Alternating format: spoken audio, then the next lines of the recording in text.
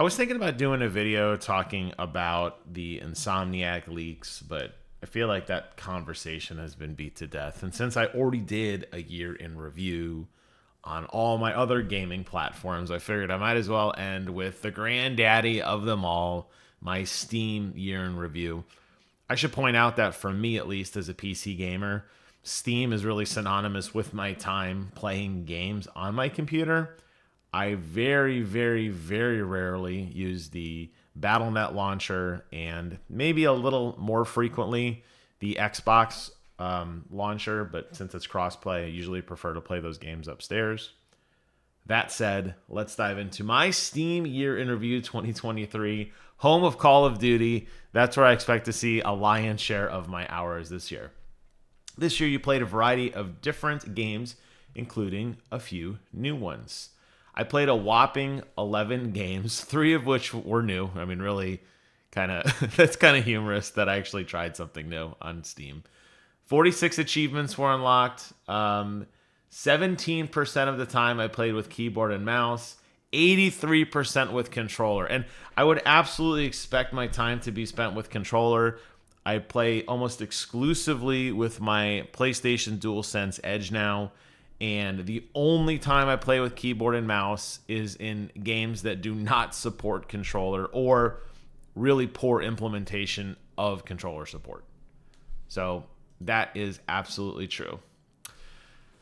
Whopping 85% of my playtime this year was spent playing Call of Duty with 254 sessions played. I'm not sure what constitute as a session. I'm going to guess times I actually opened up the application. Although I will say that number, if it is measured that way, is probably slightly skewed because it crashes a lot. So there might be 3 or 4 times I open it in a night, or more than once in a quote unquote session. I'll be curious to see if they show hours.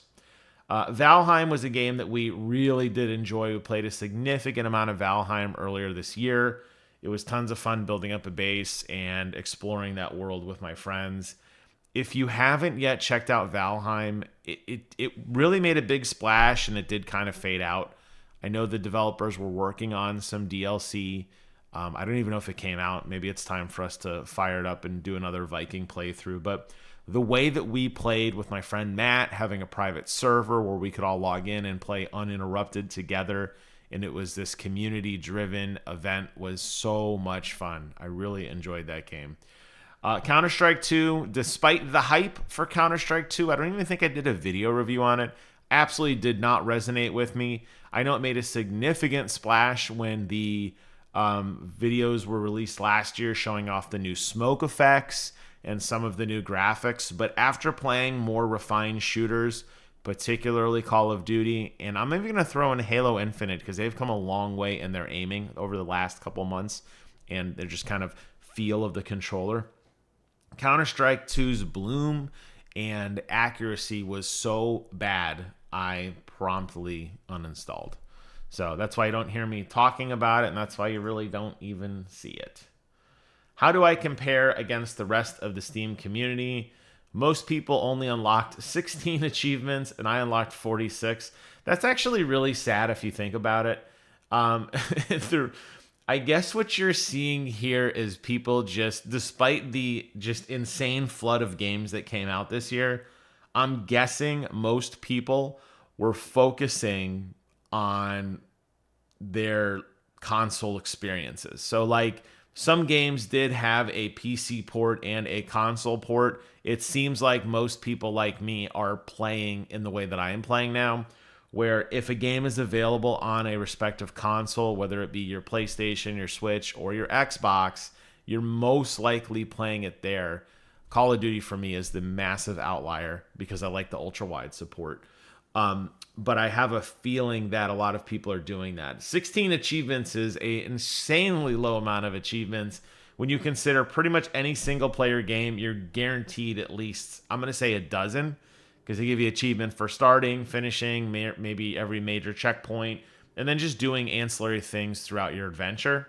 The fact that the Steam median is only 4 games, I think also indicates that a lot of people have their kind of tried but true games.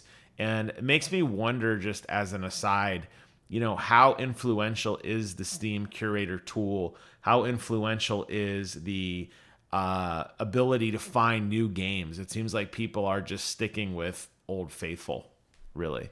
That is very, very interesting to me.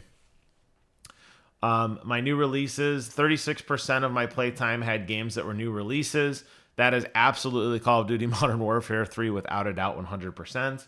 And 9% of the percentage time that Steam games were played were new releases. What is this? The percentage of Steam playtime in games that were new releases. Okay. I don't know. I don't know what that's trying to tell me. What is the difference between these two sentences? The percentage of playtime you had in game. Oh, Steam had. Okay. Oh, this is a comparison. Oh, I was like, what the hell is this? All right. So again, still further proof that clearly people are kind of sticking to Old Faithful. All right. What kind of games do I play? First person shooters, open world survival craft, which is exactly Valheim. RPGs got a honorable mention, I think, here. Surprised online co-op is so low because I would consider online co-op basically to be all of these types of games because we are playing Call of Duty together. We are playing Valheim together. But okay, I understand. I added one whole new friend. I don't know who you were, but welcome aboard to the Viper Magic community, Brave Soul. And I wrote one single review. I don't even know what the review was. I never used the review tool. Occasionally I'll do a thumbs up or thumbs down, but lately they've been mandating for you to type stuff and I just don't feel like it. I save my reviews for the channel where I can give a little more long form opinion. Let's take a closer look at your top played games. Shocking. Call of Duty has remained a cultural phenomenon because of dedicated players like you, aka wackos. So here's my percentage of playtime. Clearly, August and November were hot months. This would make sense based on wrapping up old season play. Now, keep in mind, this Call of Duty actually isn't just Modern Warfare 3. This year, Call of Duty kind of rebranded and they dropped the individual titles. So in the past, you would have a separate executable called Call of Duty Modern Warfare 2, a separate executable called Call of Duty Modern Warfare 3. Now it's just one single file. Steam doesn't know any better. So what you're seeing earlier on in the year, particularly that massive surge in August, was wrapping up Call of Duty Modern Warfare 2 events. That was absolutely 100% the season that they dropped the awesome Spawn Battle Pass. And I grinded the absolute piss out of that because I absolutely adore Spawn. So that's why my August months just went through the roof because I absolutely inhaled that content. And then as soon as I beat it, I didn't have much left to do. You can actually even see the trend. This is kind of funny. You can see when I finish up a battle pass, I don't play because there's nothing left to do. There's no dailies or anything to go after. So I'd surge, I'd get the battle pass done, and then I wouldn't play. So August is a big month, September not so much. May was a big month, June, July not so much. That's actually really, really funny. I still don't see the number of time I played though, unless I'm missing that. Is my total play time. I still haven't seen it. There's some achievements I unlocked. These achievements are all based on the single player experience in Call of Duty Modern Warfare 3. Valheim, I use my workbench a whole lot. There you can see our big playthrough. It says I picked this game back up in February. This was most likely our second playthrough. So we beat the game, we put it away. They probably added some new content. We decided to jump in and play again together, which is pretty interesting.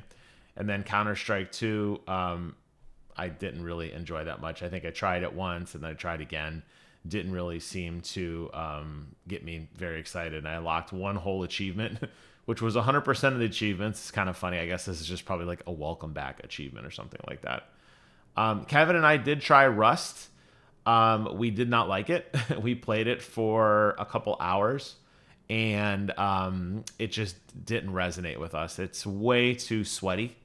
So we kind of just moved on. Monster Hunter Rise was another game that I really enjoyed. I did a lot of content about that game earlier in the year and late last year, but I beat it. There wasn't anything left to do. I didn't go back and play the DLC or the alpha variants or any of that stuff, so I just kind of retired, but absolutely adore the Monster Hunter Rise and just the Monster Hunter universe as a whole. And I can't wait until, the next big patch or the next big game comes out. And here's your spread of playtime by month. And there you have it. 83% of my time was spent with a controller. And yes, I absolutely did play Valheim with a controller, a keyboard mouse game.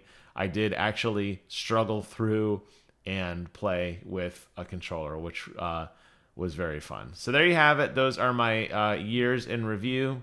The one thing I feel like is missing is the amount of time played, though. I'm very surprised it doesn't actually indicate to me how many hours I played.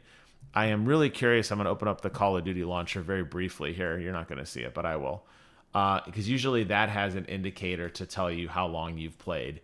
And I'm curious if it shows. Again, keep in mind that that is a spread between Call of Duty Modern Warfare 2 and 3 because of how they did the executable. But according to the Steam page, I've played 460.5 hours.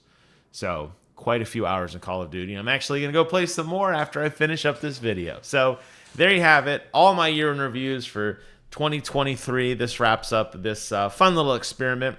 I might consolidate all these to a smaller video next year, but I thought it was fun content considering it's the end of the year. What better way to go back and reflect on some of my gaming achievements? My question to you all, if you made it to the end, what are some of your more impressive game achievements? Sound off in the comments below. Thank you guys so much for watching. Take care of yourselves. And until next time, I will see you guys on the other side.